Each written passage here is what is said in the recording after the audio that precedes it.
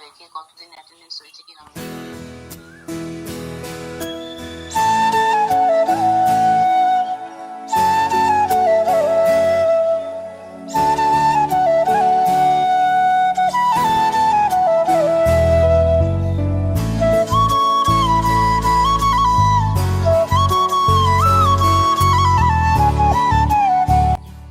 Hello guys, কেমন আছো সবাই? আশা করছি সকলে খুব ভালো আছো, আমিও খুব ভালো আছি।